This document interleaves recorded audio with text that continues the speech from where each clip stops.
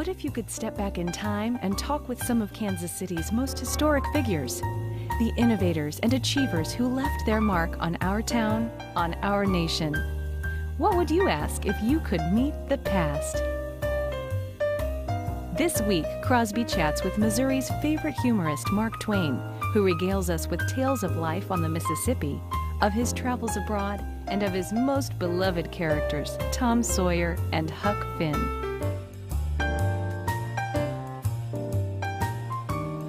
Another great son of Missouri, T.S. Eliot, once said about Huck Finn, "Thus the river makes the book a great book.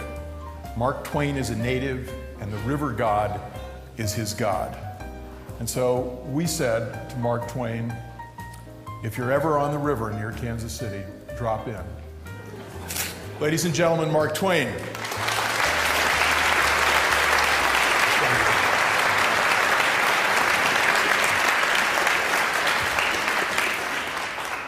Well, you do look great for somebody in your condition. Thank you. You came in with Halley's Comet in 1835. You were born, that is, and your career as America's greatest humorist was launched, perhaps not quite like a comet, but with a great leap of a champion frog. Tell us about that frog. Well, you must understand that I'm disturbed that it is the frog that is celebrated and not me. That was Jim Smiley's frog. And Jim Smiley was a compulsive gambler. He'd bet on anything. He'd bet on a dog fight, a cat fight. If there was two birds sitting on a fence, he'd bet which one would fly first. It didn't matter. He'd bet on anything. His wife was very sick, and it looked like they were going to lose her. But then there came a turn for the better, and the parson came in to town, and so Jim asked him how she was, and he says, "Well, bless the Lord, she's recovering." And before he could think, Smiley says, "Bet you 2.5 she won't." So where does the frog come in? Well, the frog, of course, gets full of shot and can only lift his shoulders like a Frenchman. And the stranger wins the bet, and he's gone before they can empty the frog out. So this is a classic tall tale of the West. It is, but of course it was published in the East, in Henry Clapp's magazine, the Saturday Press. Then I had an appointment to take it to George Carlton, who was going to publish it. Publish it as a book? I offered it to me. He greeted me rather brusquely. He said, "What do you want?" I said, "Well, I have an appointment." He said, "What for?" I said, "I offer you my book." Book? He said, "Look at those shelves loaded. But I don't want another book." Oops. And so I left. It was later published by Charles Webb under the title "The Celebrated Jumping Frog of Calaveras County and Other Sketches, $1.25. But 21 years elapsed before I met Carlton again, and I was sojourning with my family. And he came up, shook my hand right away, and said, I am substantially an obscure person, but I have one distinction that entitles me to immortality. To wit, I once rejected a book of yours. And I stand as the prize ass of the 19th century. Well, it was a good apology. And I told him in the intervening 21 years I had taken his life in fancy many times. And always in increasingly cruel and inhumane ways. But now I was pacified and would take him as a true and dear friend and never kill him again. But it wasn't the book that sold well or made you money. It was the republication in all the newspapers, and then you were celebrated in newspapers and by newspapers and for newspapers, and you started a lecturing career based on your career as a journalist. I did. I was employed by the Sacramento Union to go to Hawaii, and I went there. It was wonderful. The most memorable afternoon was the afternoon I was walking along the beach, and I found some clothing. And then looked out, and there were some girls bathing in the ocean. And I sat on the clothes, to guard them. And so you began your career as a lecturer, lecturing about Sandwich Islands, Hawaii, and Yes. in San Francisco. Our fellow savages of the Sandwich Islands. Right. Was the lecture. And we advertised it with a lot of advertisements. Yeah, as I remember, your advertising was quite creative. Well, we said that the public could expect an orchestra. They'd be disappointed it wouldn't be there. Or wild beasts, or a parade, none of which had been arranged. But the doors would open at 7 o'clock. 8 o'clock, the trouble would start. The trouble would start at 8. At 8, it did. I got out on the stage, I couldn't move. I was petrified with stage fright. It was like death, I thought. But within a few minutes, I was able to breathe and saw friendly faces. The talk was a success. A huge success. But your career was really made as a journalist, and that you were hired by a California newspaper to report on what might be the first cruise, the first pleasure cruise. It was a pleasure cruise to Europe and the Holy Land. The Quaker City was the name of the ship.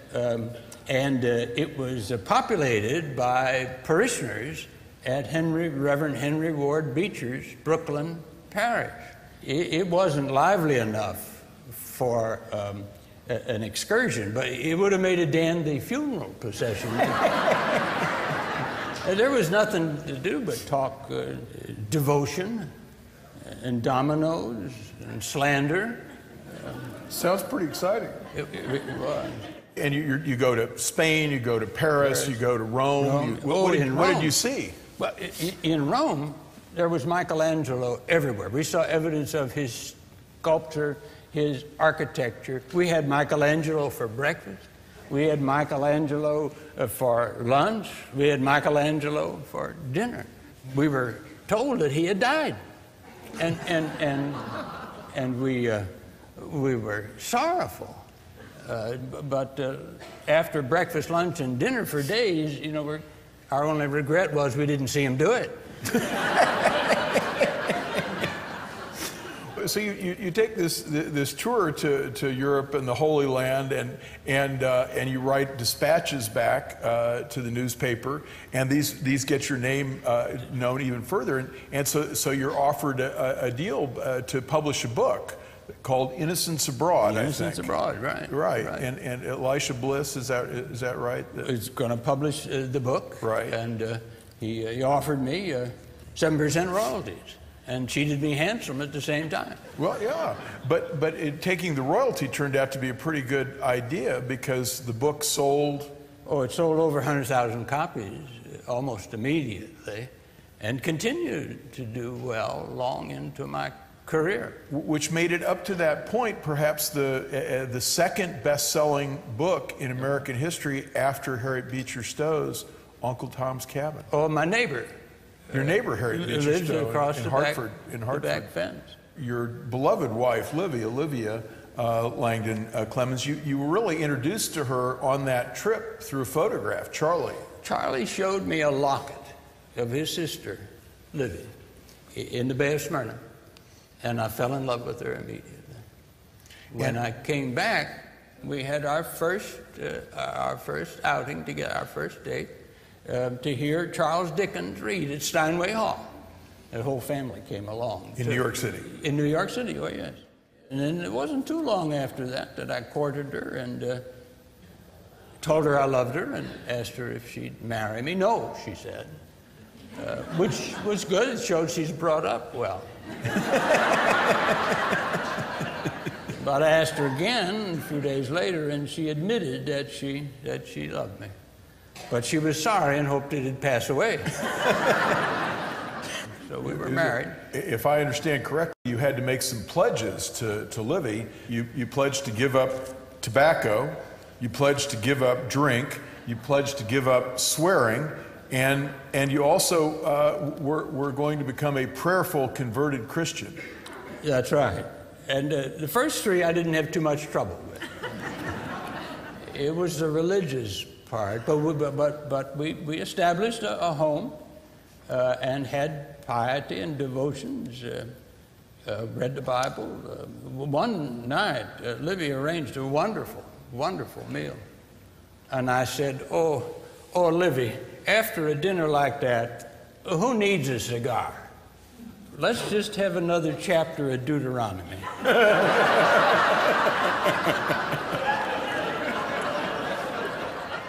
You moved into, as you indicated, with Harriet Beecher Stowe as your neighbor, into a great place, Nook Farm, in kind of one of the first elegant subdivisions in the United States, in Hartford, with many close friends, and a great house that you built there for yourself. We did. It was a wonderful house, and that's where we raised our girls, and where in turn they raised us.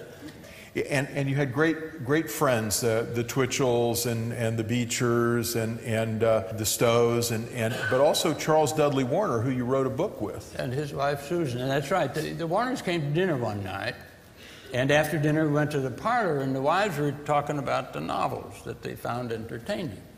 And of course, Charles and I made fun of those. And so they said, well, what you need to do is write a better one for the American people. So we had to take the challenge, and we formed a partnership.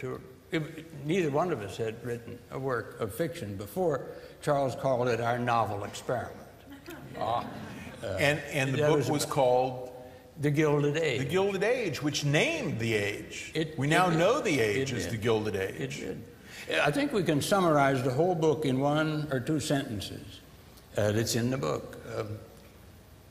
A beautiful critic. It is the foundation of modern society, mutual trust. And everybody recognizes what was said and reported in the paper by a distinguished speculator in lands and mines who said, 2 years ago, I didn't have a cent, and now I owe $2 million. I don't think it was a golden age. Just gilded. Well, and thank God nothing like that has happened since. Robber barons, investment bankers manipulating markets, Congress being bought. It was, to some extent, it was a political novel. It was about Congress. It was. You had a lot to say about Congress. Full of criticism of Congress and America's only native criminal class, I believe you said. God made idiots. And then he made Congress, but I repeat myself. Yeah. And so you published The Gilded Age, and at that point in your life, you began to look back, go back to your youth and the Mississippi writings. You write old times on the Mississippi about your youth in Hannibal. Take us back to Hannibal, to being a small boy in a small town in Missouri. We moved to Hannibal when I was 4 or 5. Father was justice of the peace there. When I was a boy, I and all my comrades hoped someday to be a steamboat pilot. Once in a while when the circus came and left us all burning to be clowns. But that was only temporary. And sometimes we hoped that if we lived and were good, God would permit us to be pirates. Right. But these ambitions faded away. But you grew up with the romance and liberty of being a boy in a small Missouri town, dreaming of being a pilot on the Missouri River, and sure enough, after some time as a printer with your brother Orion and some others, you get the opportunity. And how did that opportunity? You were on your way maybe to prospecting in the Amazon, I understand? I had begun by admiring a mate on a Mississippi boat. He was huge and muscular, and he had a face whiskered all over. And in the matter of profanity, he was sublime. I wished I could talk like he did. But the man I admired most was Mr. Horace Bixby, the pilot on the Paul Jones. And I admired him so pressingly for days that he agreed finally, if I would quit admiring him, he would teach me the river for $500 payable out of my first wages. And so he did. You apprenticed on the river and you became a pilot. I did. And there are different views of how good a pilot you were. Were you a good pilot? I was a good average pilot. A good average. But I always had employment, and pilots didn't always. So let's go back to the Mississippi writings, because that's what you're known for Tom Sawyer and Huck Finn. Tell us about the creation of that character, the character of Tom Sawyer and the novel Tom Sawyer. Writers don't invent things. They copy nature. They copy the world. And all the boys in that novel were friends of mine. I knew them all. Tom Sawyer, though, was a composite of 3 or 4. He was a mischievous lad. He had some prejudices of the time. He saw a new boy on the street and fought him right away because the boy had on a jacket and a white shirt and shoes, and it wasn't even Sunday. Tom had to teach him how to dress. He loved, as you talked about before, boys in Hannibal loving pirates and the circus, thinking about being a clown. Contrast him a little bit to Huck Finn. Huck plays a role in both novels, but he grows up into the Huckleberry Finn of the Adventures of Huckleberry Finn, which is maybe the great American novel. Well, Tom Sawyer was a reader, and he liked to read adventures, romances, and act them out. Once they were going to act out being pirates attacking the dangerous group that proved to be a Sunday school picnic party. And Huck said, it looks like a Sunday school to me. And Tom said, that's just because you don't understand, they're enchanted. Well, Huck was not very good at enchantment. At imagination. He was more of a realist. They both like to escape civilization. Yes. And they both escape civilization to Jackson's Island. They do. And Tom Sawyer brings the boys off to Jackson's Island, and then they come back to their own funeral in Tom Sawyer. But Huck escapes in a slightly different way, and he finds Jim there, the Negro slave. And so it's kind of a different take. It is. When he goes to Jackson Island in Huckleberry Finn, The Adventures of Huckleberry Finn, Jim swears him not to tell on him because he's run away. And Huck said, I'm not going back there anyway. Pap said he's going to kill me. And so they took a raft and down the middle of the river. That's where freedom was. Danger was on the banks. And they floated down. They were looking for Cairo, Illinois, where they're going to sell the raft and then go up in the free states, and Jim would be free. They missed Cairo and kept going further and further. Past the last moment that Jim could have achieved freedom. Right. And so the novels tell a different story. It's really, the Huck Finn becomes a novel about slavery and about freedom. Now, one of the great moments in the novel is when Huck decides his conscience begins to tell him that he's got to turn Jim in, that Jim is an escaped slave, and morality, his conscience, he says, tells him that he's got to report Jim. His conscience tells him that he should have gone to Sunday school, and there they would have told him the people that steals goes to everlasting fire.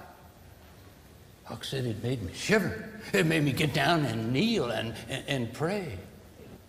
And in prayer, he was inspired to do the right thing. And he wrote Miss Watson, saying that Jim is down at the Phelps Farm 2 miles below Pikesville. You can get him for the reward.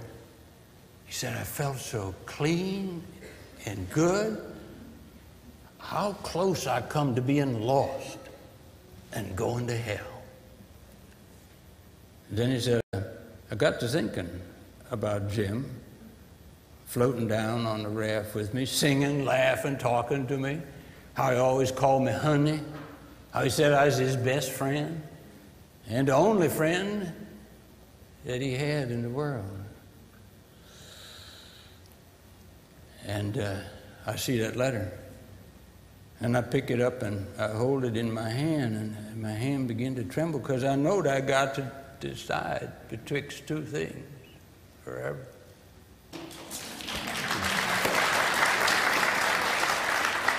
Civilization proceeds from the heart, not the head. So. Well, I wrote a book one time in which sound heart came into collision with an ill-formed conscience. and conscience suffered defeat. You've done these great books, Tom Sawyer and Huck Finn. They're both very successful, not quite as successful, interestingly, as The Innocents Abroad. No. Huck Finn is sold by subscription through the company that you create with your nephew-in-law, Charles Webster, Right. Webster and Company. Right. And you get General Grant to write his memoirs and also become a part of your publishing company. Tell us about your relationship with General Grant. Well, I had invited Grant to write his memoirs, and he wouldn't touch it. But then he got in financial trouble. Somebody had swindled him out of almost everything he had. But getting Grant to finish the book became an extraordinary thing, because not only was he a financial failure, but he suddenly developed cancer. And he finished the book, the second volume, two-volume work, his memoirs as a soldier, just 2 weeks before he died. And I had the satisfaction of being able to write his widow the largest royalty check ever written in America. Volume 1, $200,000. $200,000. Same for the second volume.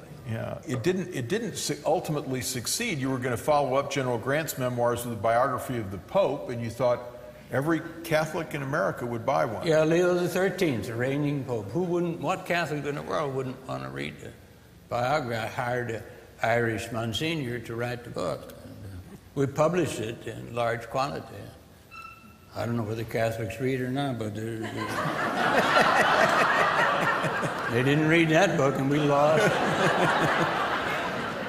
And so the Webster and Company, your company essentially fails, and then you've got another huge investment you made. You were always making these entrepreneurial investments. You had a self-adhesive scrapbook that was your idea. Bed clamps for the sheets.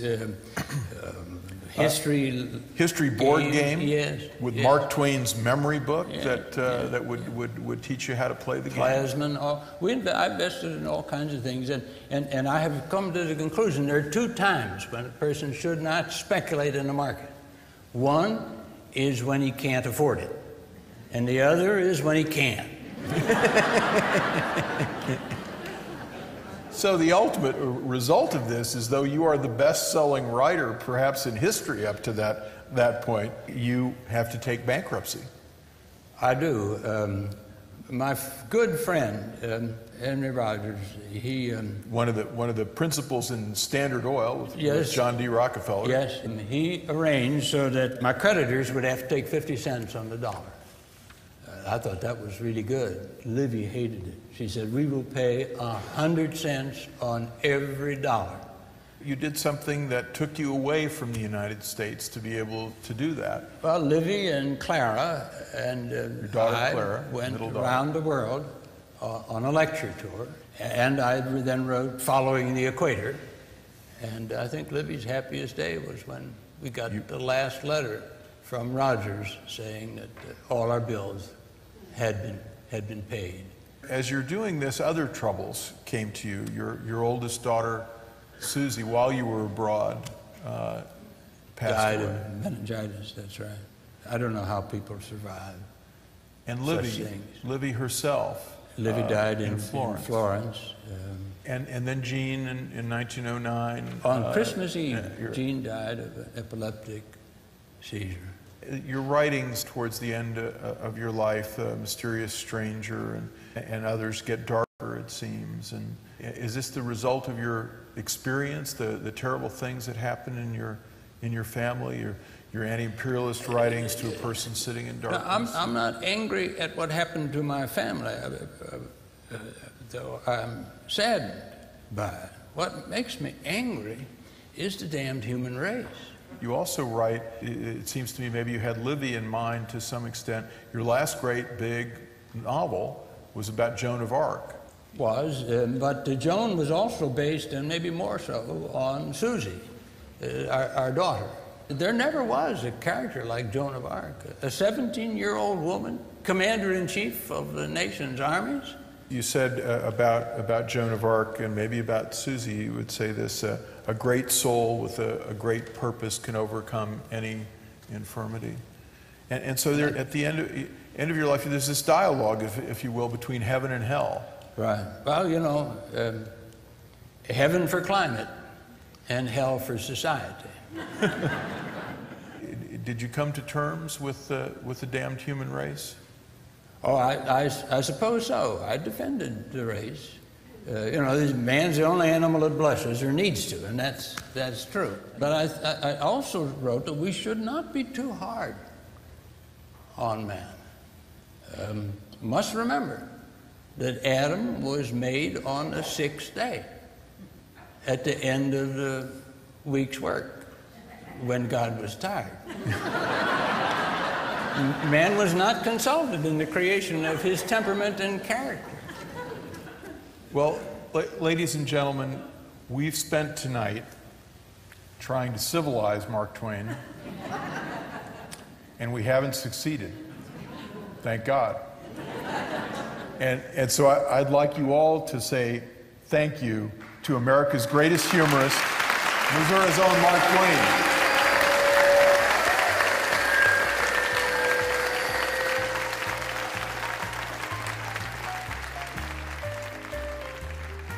Mark Twain is part of our American heritage and culture. I mean, we spend money preserving old buildings and architecture and all manner of things, and we ought to preserve our old writers.